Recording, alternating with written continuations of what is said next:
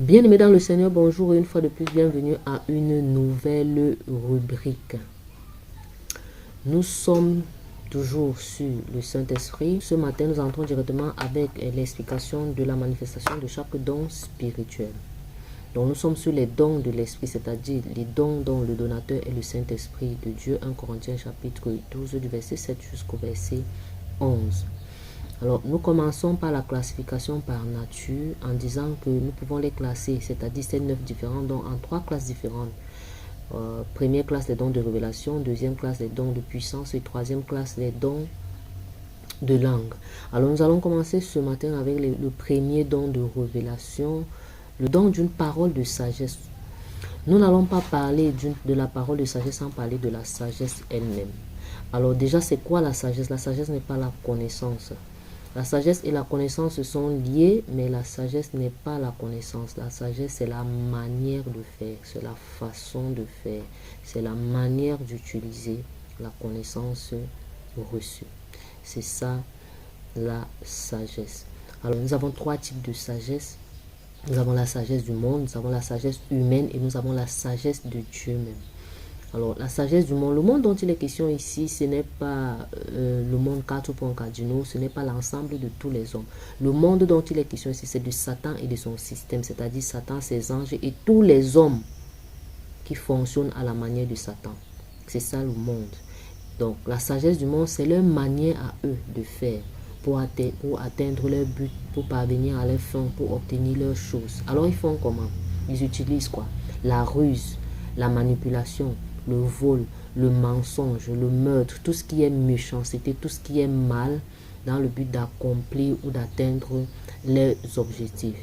Ils vont jusqu'à mentir pour obtenir des choses, voler pour obtenir des choses, manipuler, détruire la réputation, aller même jusqu'à tuer pour obtenir, de se prostituer ou mener une vie impure afin d'obtenir des choses. Ça, c'est la sagesse du monde. Mais force est de constater qu'il y a encore nous, chrétiens, qui continuons à faire usage de cette sagesse. Elle est à proscrire parce qu'elle ne vient pas de Dieu. Le deuxième type de sagesse, la sagesse humaine. La sagesse humaine n'est pas forcément à proscrire. La sagesse humaine, elle est bonne.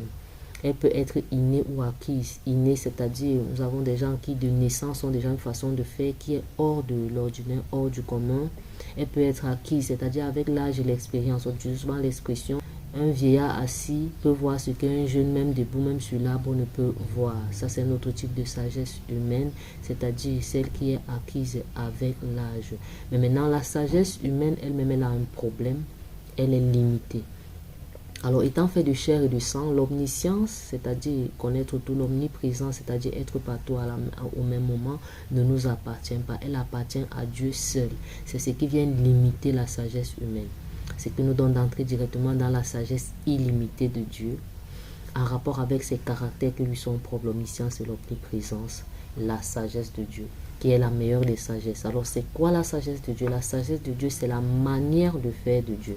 La crainte de l'Éternel qui est le commencement de la sagesse.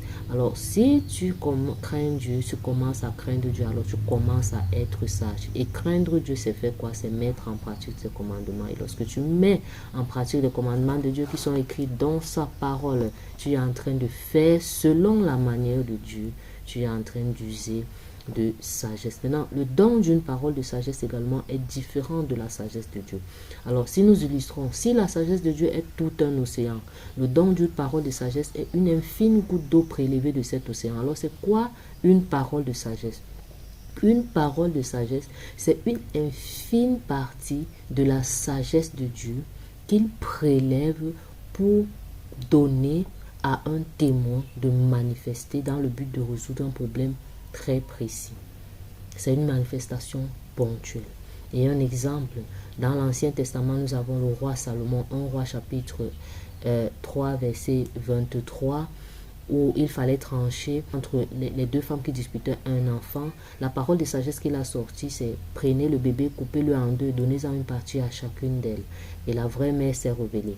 La deuxième parole de sagesse qu'on peut avoir dans le Nouveau Testament, au chapitre 15, lorsqu'il est question de la controverse sur la circoncision, où les apôtres étaient confrontés entre circoncis ou ne pas circoncis, les non-juifs qui venaient de se convertir, le Saint-Esprit a utilisé Jacques, le responsable principal.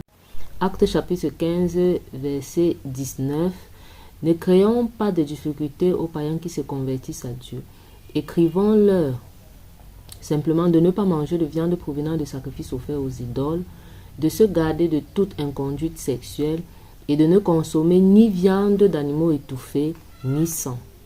Voilà une autre parole de connaissance. Verset 28. Car il nous a semblé bon au Saint-Esprit et en nous. Donc c'est le Saint-Esprit qui a inspiré l'apôtre, qui a inspiré le responsable principal de l'Église à cette époque de manifester cette parole de sagesse pour trancher la situation. Et on a vu dans la suite que tout le monde était d'accord, tout le monde s'en est sorti de cette situation sans aucun problème. Dieu vous bénisse. À la prochaine pour une nouvelle rubrique.